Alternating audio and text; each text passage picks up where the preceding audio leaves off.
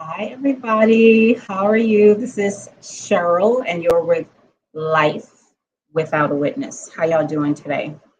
So, I am making this video by request, and I'm so glad that the requester asked me to do this because it's given me opportunity to look up some things and bring a lot of what I do for work into these conversations, which y'all know I like to do anyway. So what we're going to talk about tonight is how to live with intense loneliness.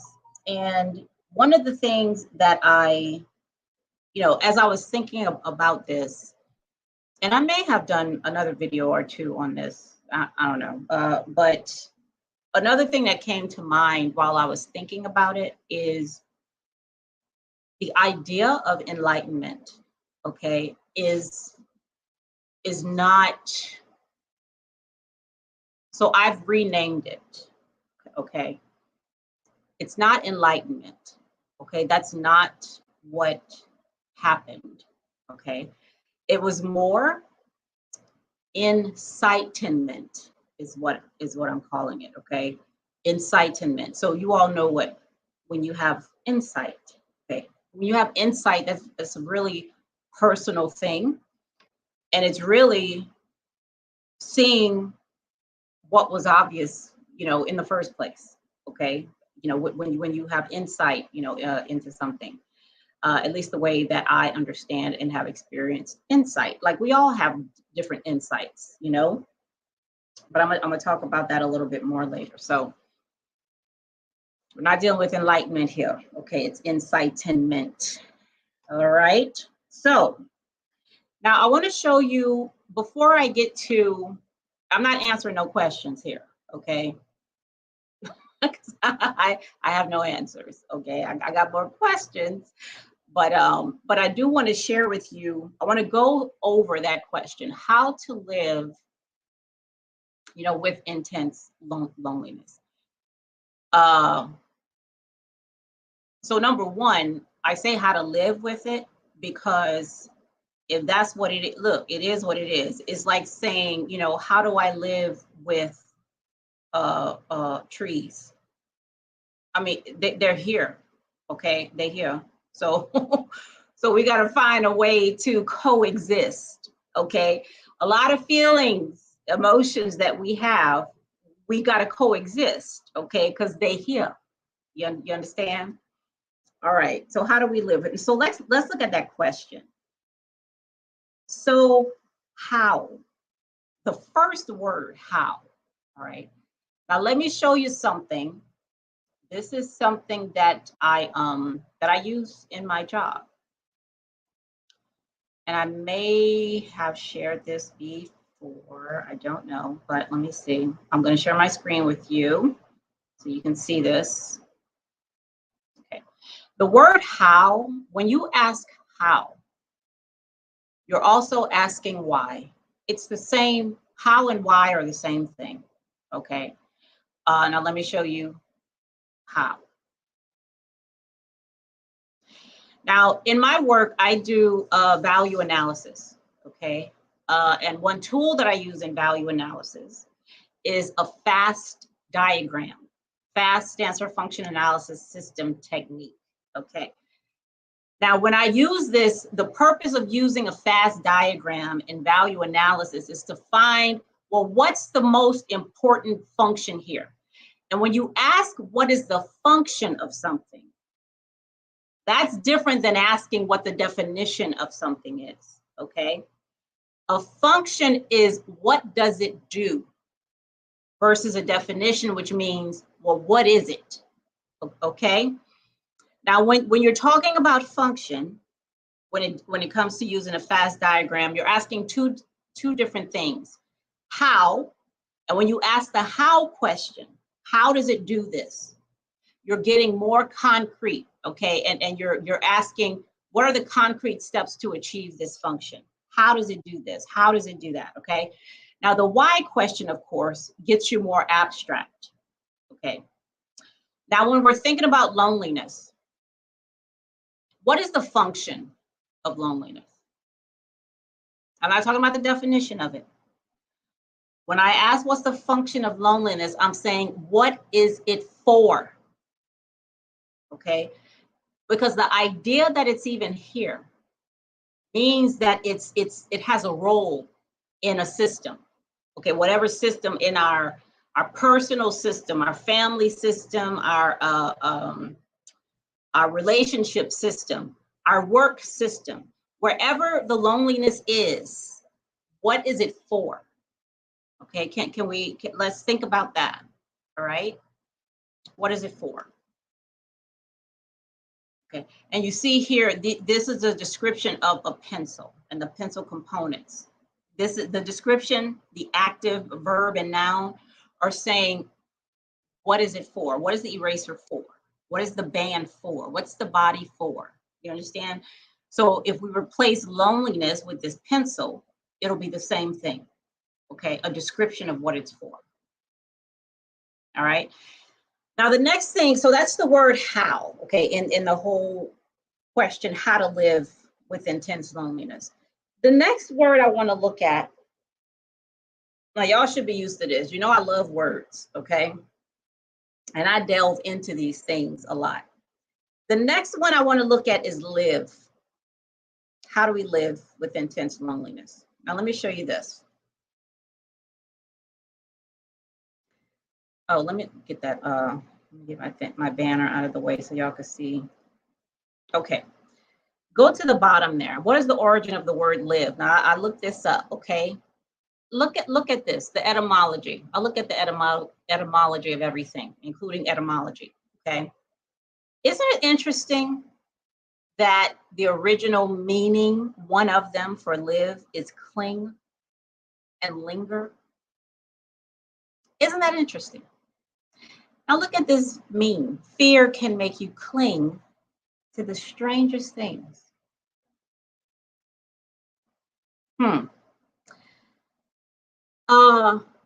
One thing, so I have a precision mentoring process that I've created, okay? And I've had a few clients who've come in for precision mentoring. And one thing that I have them do is use Legos, okay? And I have Legos all over the place. I love using Legos, all right?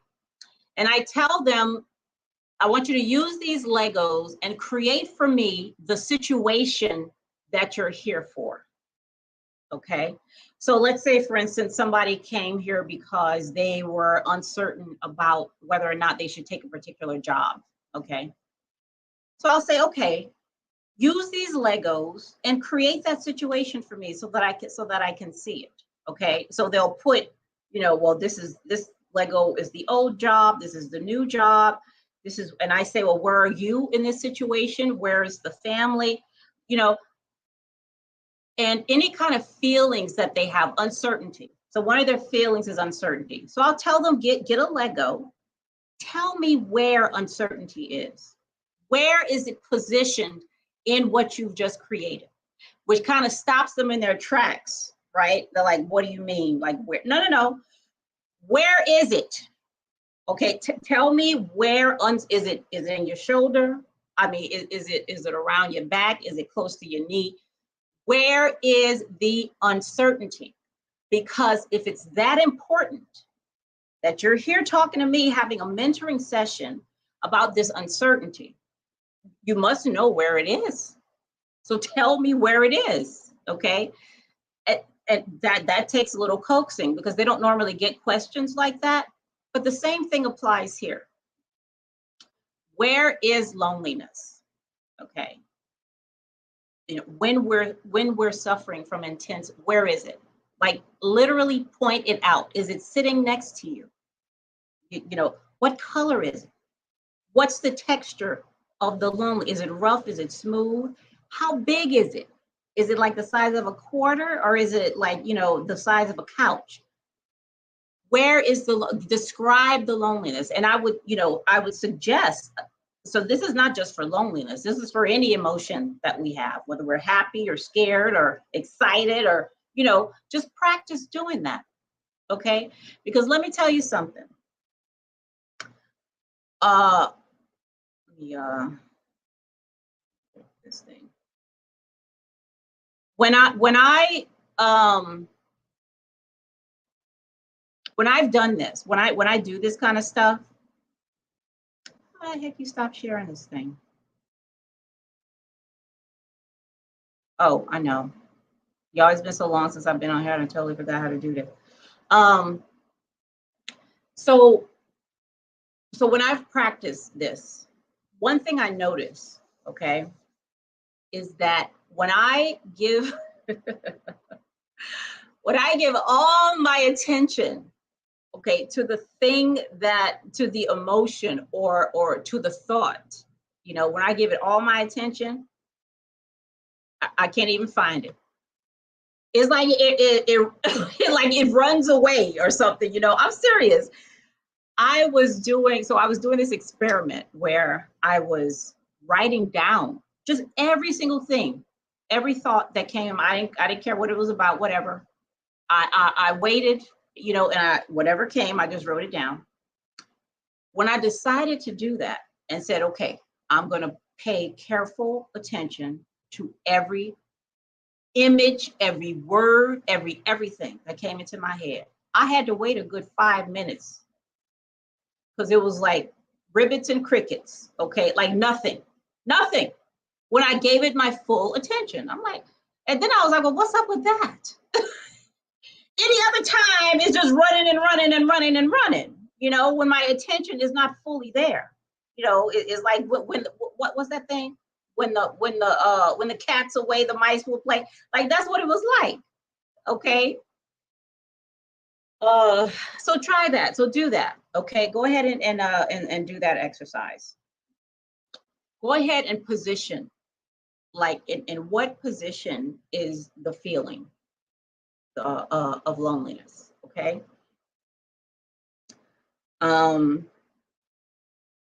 Okay, so we want to understand the function. What's the function of the loneliness or the happiness or the surprise or the, you know, the excitement, you know, whatever the emotion is, what's the function of it in the system, okay? And then position it. Where is it? If it's here, where is it? All right. Let me see. Something else I wanted to mention regarding that. Okay, I think I'll get to that later. All right, now, like I said, I have no answers. Okay, so if y'all came here for answers, then you know you're gonna be sorely disappointed. Okay, because I ain't got none. Or okay, I do have questions though. What if we ask a different question?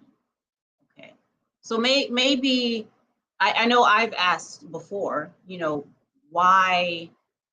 That here you go, that why question. You know, why am I so frustrated? Why am I so sad? Why, you know, why? What about a different question? Okay.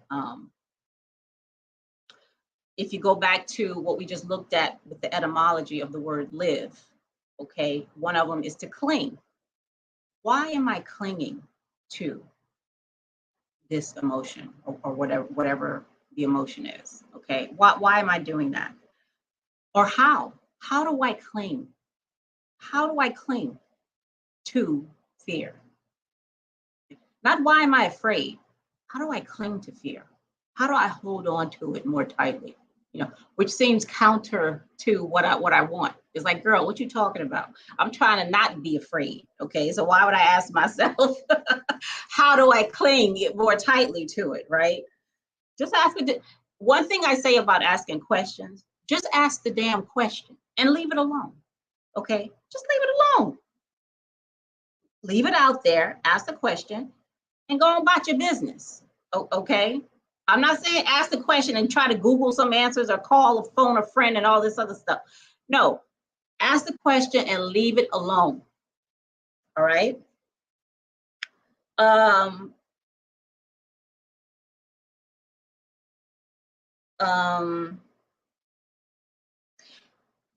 Why am I lonely now? Okay, like right now, because you know it's not going to stay, right? You know, uh, it's got to move on, just like everything has to move on.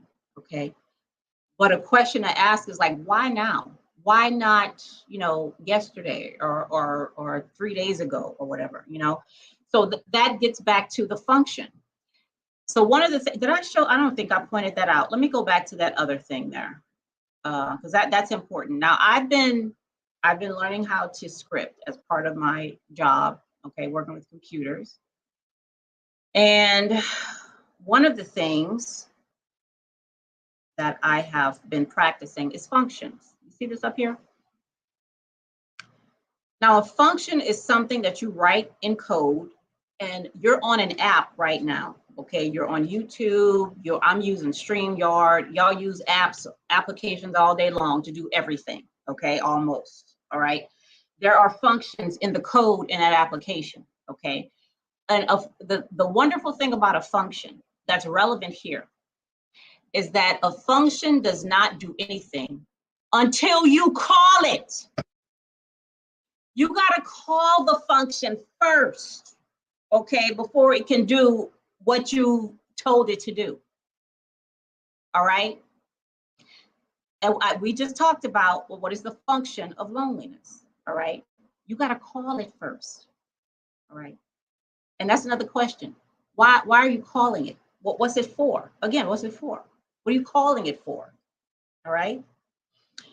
Now, and let me say, there is nothing right or wrong about anything that I'm talking about here, about any of the emotions that we experience. You're not better, you're not worse for having it, so just drop all that. It's not like you're going to be a better person if you're never afraid again, okay? Or that stuff it doesn't work over here, okay?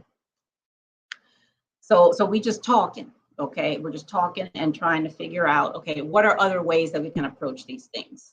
Okay, because sometimes we get a little stuck, especially when we feel like this is the way it has to be, and it can't be any other way. Which brings me to my next point, okay? What if we attend? So let me see. There was a point, I may have written about it in the book, I don't know, when I was like super frustrated, okay, and just crying and just all over the place, just real frustrated, and that's what it was. I was frustrated, okay. What I didn't know at the time was that it didn't have to be frustration, okay.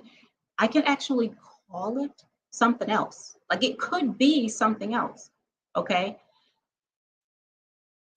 And I don't think we practice that enough. We don't practice enough renaming what we feel, renaming, the emotions that we have.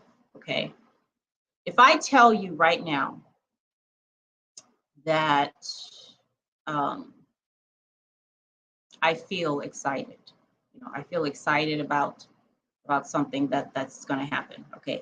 Because that's the feeling that I have right now. That's the way I've chosen to label it. Okay. That's the way I've chosen to do it. Why? Because I can. You can relabel the things that you feel. You do know that. Okay. If not, I need you to know that. Who told you that what you feel is loneliness? Who told you that? I can't feel what you're feeling. You can't feel what I'm feeling. You have to take my word for it, right? Right? We have to take each other's word for it, which means it can be whatever I call it, or whatever I want it to be, and again, just to practice doing this, because we have so much control and we don't even use it. We don't use it because we depend on what's been done historically. We depend on what authorities have told us something is, and never really ask the question, well, how the hell how do you know that what I'm feeling is the same thing you're feeling? How do you know that? let's talk about attention for a little bit. Attention is a really powerful currency, all right? And I was watching, there's a TED Talk, and I'm sure I've talked about this before. There's also a show where this guy, he's got a mask on, and he's showing you tricks that, you know, professional, what do you call people who do tricks? What do you call these people? Magicians, that professional magicians do, okay? So he does the trick, and then he does what he's not supposed to do, which is show you how the trick works, okay? So it's interesting, it's very interesting. But the thing about it is, it's like he does the trick, and you see him do it, and you know, like, how did he do that? You know, and then when he shows you how he does it, you know, what you notice is you didn't see that because many times your attention was on something else. That's why you didn't see it. There's a whole study, okay, where this person is telling people to attend to something, and then something else happens over here that they totally miss, but it's like right out there in the open. We've done that a lot. Don't we do that a lot? Think about when you buy, like when I bought my Kia, I was seeing Kias everywhere. Okay. Because that's where my attention was. I'm like, man, all these people got kids. You know, now I don't notice them at all. Okay, because that's not what I'm attending to anymore. Do you know what I'm saying? So if you're, whatever you're feeling, whatever the feeling is, okay, you're attending to it. Okay, you're noticing it. You're attending to it, which in some ways amplifies it a little bit, doesn't it? What about setting that aside, okay, and attending to something else? Because if you can feel that, the only way you can feel it is because something else is there that's different than that, you know, than that feeling. All right. Attend to that. Like, what is that? Can you attend to that for a minute? You know, and see how that feels. See how that feels. Because the one thing, at least in my experience, that's not going to work as far as me really living with these various emotions is trying to run from it, okay, or trying to escape it, you know, praying it away, you know, meditating it away. What else? I don't know, child. Like, you know, all the things that we do to escape, okay, and pretend like whatever the feeling is isn't there, whatever we're calling it, okay? So what doesn't work, at least for me, is escape, all right? That don't help at all. Okay, so attend to something else or nothing at all. So let me tell you, last night, I had a really weird dream, but it was about, I've talked about change on this channel before and how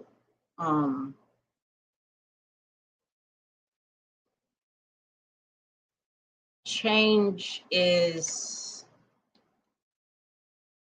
when I was religious, change is something that was terrible, you know. It was only what was permanent that was valuable, okay, that was valuable and holy and, you know, worthy and all that stuff, okay, what was permanent. Change was terrible. Well, I mean, it may be, shit, I don't know. But what I noticed is that I mean, it can be. The dream that I had last night, right, was that, and I told this to my friend today. It was like I noticed that, you know, even our senses, you know, our sight and hearing and, you know, and all that stuff, that's due to change. You know, you know, and it seems as if we're afraid of that. We're afraid of change, things changing, okay? Because something, in order for us to notice anything, okay, for me to notice that right now I'm hungry, you know, I had to not be hungry, you know, to feel that contrast and to notice that contrast, okay? Or I'm hungry now, or I'm excited now and I wasn't excited before, or I'm sleepy now and I was well rested before, that kind of stuff, right? So I don't want us to, like I said before, there's nothing right or wrong, okay? And there's no reason to run from anything or to try to escape something, you know? Stuff sometimes feels bad to us, We don't like the way it feels. And that's okay. We don't like the way it feels. We want to do something to feel different, feel differently, I I did so many things to feel more, um, to feel worthy. That's a big one, worthy, you know, to feel, because I felt unworthy. I felt less than, you know. So many times, most of the time, what that involved was me knowing somebody or making some kind of connection with somebody, because it's that connection, okay, that made me feel like I was more than I was before the connection. Okay. That's the reason why I got married. Okay. That's the reason why I befriended some people, why I reached out to some people. So now this happens, and I was talking to my friend about this too. This happens in religion as well as outside, like in the workplace. Okay. And I know I talked about this in one of these videos, is that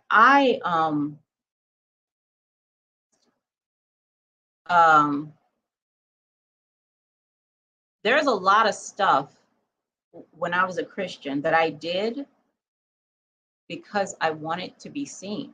I wanted God or my minister or my sister or my mom or, other people out there to see me do it. I wanted to be seen by somebody else. Okay. Because it was in them seeing it and, giving me some kind of feedback that I felt that was like proof, okay, that I was more than I actually was. Okay. Brownie points, child. I did all kind of things to get brownie points in heaven. You know how they say you accumulate rewards and all that, and you get a bigger mansion and more milk and honey and all them stories. So I was working 9 to 5, honey. Okay, so there was that. Now, this also happens at work though, which is what I was telling my friend today, is that it's not that so in order for me to be a better person professionally, and I talked about that here too, with this non-dual stuff that we do over here, all right? It's in the connection, isn't it? In the connection where you are not legitimate, okay, unless you're connected with a master or somebody else, who's more or better, or, can more aware, more conscious, whatever the hell we be talking about, than you are or than I am. You know what I mean? That stuff's so fake, child. Let me tell you what I'm let me tell you something. What I've been doing, right, is I've been doing a little research on the non-dual speakers on YouTube, and I'm gonna come back with a video on that. Okay, I am. I'm gonna come back with a video on that. I don't mean to be messy, but it's going to be a little messy. Okay. It's going to be a little bit messy. All right. So what was I saying? Yeah. So associating ourselves with somebody to make us feel some type of way. We can do that. I mean, that's fine. Do it, whatever. But we don't have to. What I saw is that I don't have to. Okay. I can be whatever it is I'm trying to be. Like number one, I am that already. The idea is to give it my attention. Okay. Give it, place my attention, where I want to be, Okay. Now that is easier said than done. Okay. And it seems like it's something complicated. It seems complicated, but it's not. Okay. Because it's almost like if I tie a shoe, okay, I'm tying the shoe. Like I see how I'm tying the shoe. So I know how to untie it. Okay. Because I tied the damn thing. I know how to untie it. All right. This thing is the same way. Okay. Like I've gotten myself into some ish, okay, some deep ish, okay, where I've deceived myself in 1,000 different ways, okay, but I did it, okay, I did it. I know exactly where I tie the knots. I know what string comes out first and all that. The same effort that I put into deceiving myself, okay, is the same effort that goes into undeceiving myself, okay, if that's even a word, okay, same effort, so it's not a secret or anything like that somebody else has to do. No, I can do it all on my own. I can do it all on my own. What else? There was something else, okay, that I was talking about, not enlightenment, but enlightenment. Okay. I've made a video on here about, is enlightenment special and all that. And I said, yes, it is. If I make it special, it is. It 100% is if I make it special. Okay. But is eating steak special? If I make it special, yeah. Is experiencing Six Flags, an amusement park, special? Mm-hmm. If I make it, I could write a book about going to an amusement park and how special that was for me. I could start a whole channel, okay, a whole channel, YouTube, okay. I could have a Buddha at the gas pump version of people who have gone to amusement parks, okay, and experienced the best roller coaster they've ever experienced. And I could interview all them people. I can make it real special. I can make anything special, okay, anything special, okay. If that's what I choose to do with it. Same with what we now call enlightenment. I can write the books and say all this stuff. Everybody has not ridden a roller coaster. Everybody has not been to Six Flags. Okay. I ain't never been to Australia. Okay. I want to go though. I ain't never been there. All right. There's a lot of things that I have not experienced or done. Okay. And because I haven't, to me, they're kind of, it seems like it would be a really cool thing, okay, to experience. You know what I mean? But the thing about what we call enlightenment is that that's not what it is. It's not somewhere you got to go. It's not something you have to experience, okay? Enlightenment is like having a really, it's like insight. Like we've all had insights before, and insights are like, let me see if I can think of one that I've had about me, because that's what they're about. Okay. Insight is about you. Okay. And you experiencing a moment of clarity about something. Okay. And it's normally something that you already saw, but you kind of ignored, about yourself. I've had insights about myself when it came to relationships that I was in. Okay. Like I knew, I knew I couldn't stand that person. Right. But it was really clear to me, okay, when, and I had this moment of clarity, like, oh my goodness, Cheryl, like you are really like, now it wasn't about the person, it was about me. Okay. It was about me, So that's really what happened. It was another insight, that I experienced, and now I got a channel when I'm talking about it. That shit wasn't special. Okay. Okay. It wasn't. It was not special, although I made it special. Okay. I made it significant. I made it significant. All right. It's more about, so when I create training, okay, a lot of times in training, they tell you to make it engaging. So you can engage the person, you invite their engagement. Okay. Like if you're in a relationship or something, okay, and you have to build something before you ask the person, will you marry me? Okay. I think so. But that's the way it's typically done anyway, right? This isn't that. This is not about engaging you to come in to seize. No, it is not. It's or seeking because something's not here. You don't seek insight. Insight just it happens, right? It just and it happens. Shit, I don't know how it happens, but what I do know is something. It's more about you're already. Oh, I got a good example. I told you all that I was learning how to swim. Okay, I'll be 48 this month.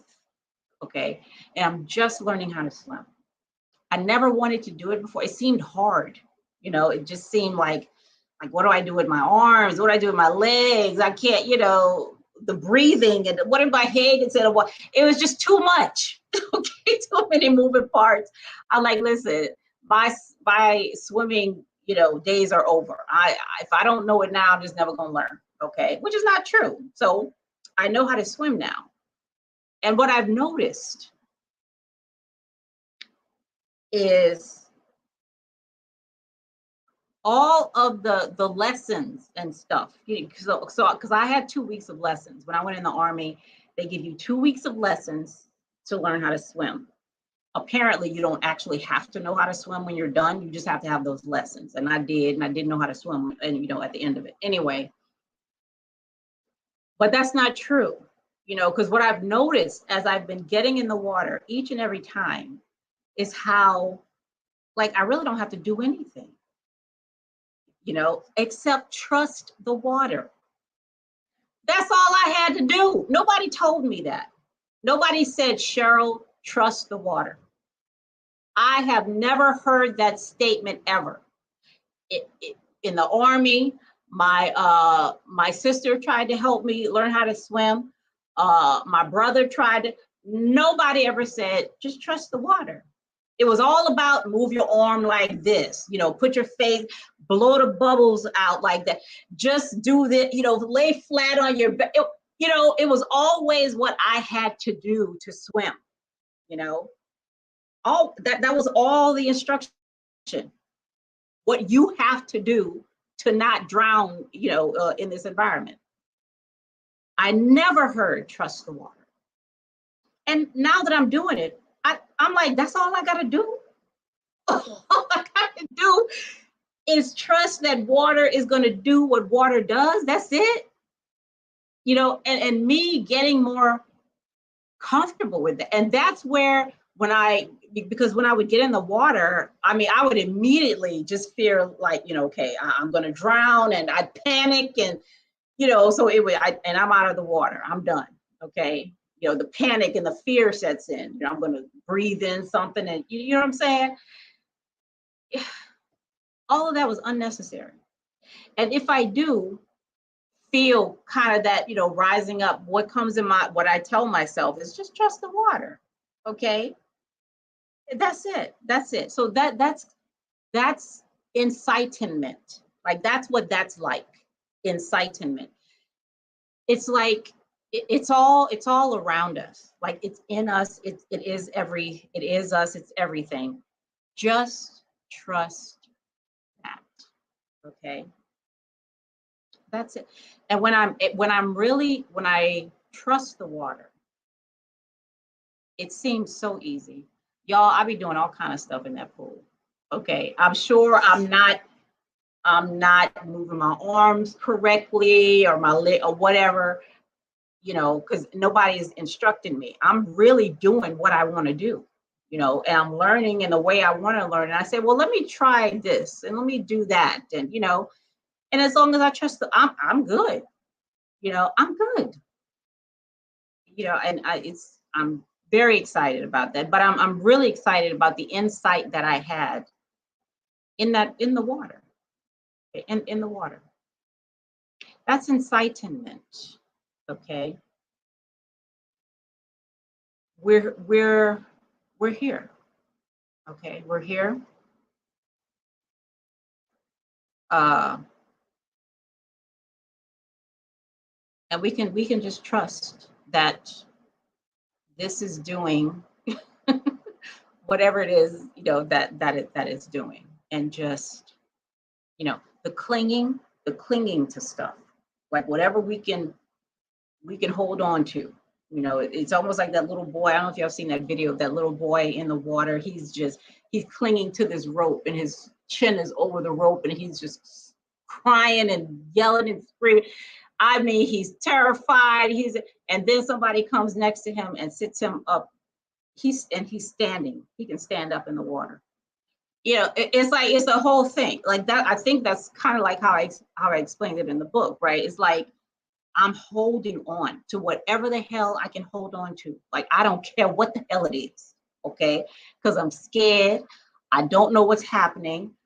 I'm gonna die. I'm drowning. It's just like, let me put that picture back up here because that's exactly what I'm talking about. Okay, I'm just clinging.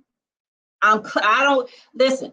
Whatever passes by, if it's fear, if it's happiness, if it's laughter, if it's loneliness, if it's frustration, whatever the hell, okay, I'm holding on to it and I'm not letting it go because I'm terrified, because I don't know where I am. I don't know what I'm doing.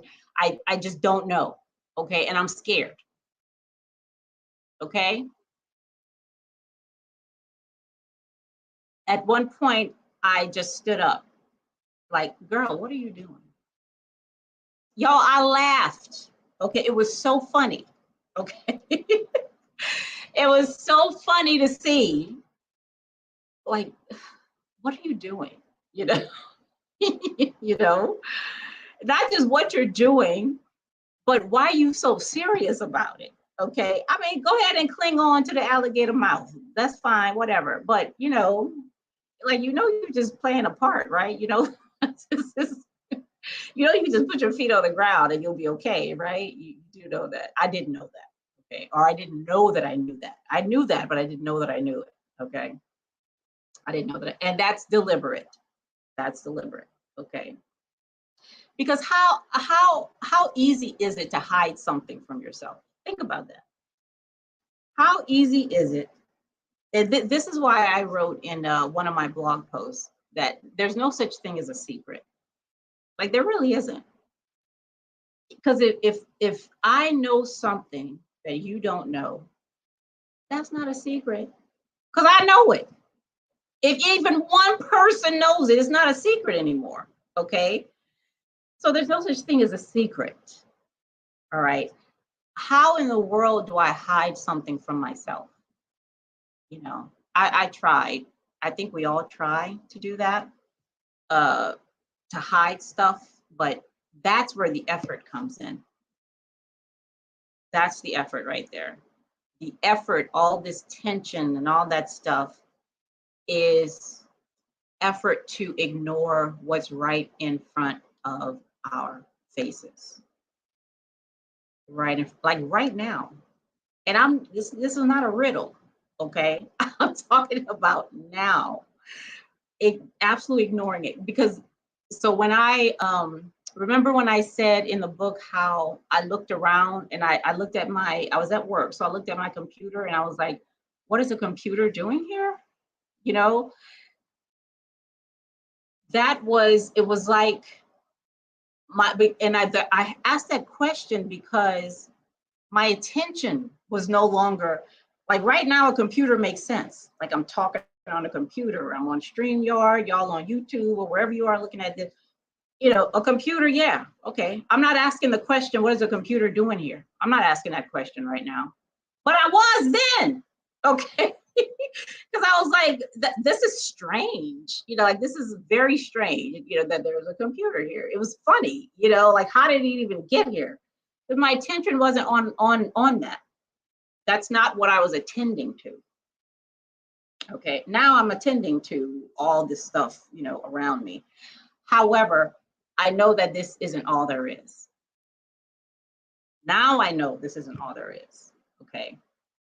Because I see what I've been trying to ignore, all that, what the computer, what my feelings, okay, what what the radio and the TV and Netflix and all this stuff, what all that stuff was helping me to ignore. Okay. Now it's not, it's not as effective as it was before. Okay. Because now I know what I've been trying to ignore. Okay. All right. So that is, I think, all I have for y'all today. And I am going to be back because I have been doing that research, y'all. So there was somebody, what is his name?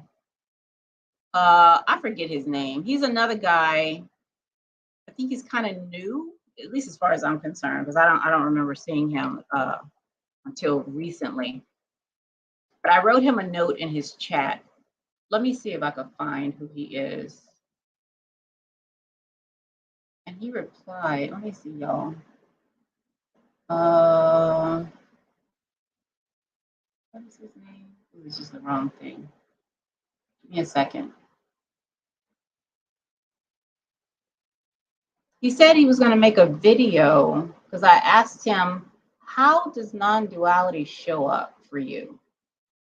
Like in your everyday life, Is he over here? Where are all these people? Yeah, I don't know. I don't know his name. I forget his name. Oh, here it is. Oh, here you go. Abiding Tranquility. That's his name. He has a channel. Let's see. I mean, that's not his name. That's the name of his channel. Yeah, Abiding Tranquility. I think his last video, I asked him something. I asked him if he could expound on some stuff. So I don't know if he's made it yet. I'll have to go check and see, but I'm gonna do that. But I'm looking at these folks, on in the non-dual community over here. So I'm gonna come back on and like let you all know, like have a list of people, like new people on the scene, at least new as far as I'm concerned, because I don't, some people I know and some I don't, but I'm gonna do that. All right, y'all, that's all I have for now. So have a great evening, and I will see you back here next time. Bye.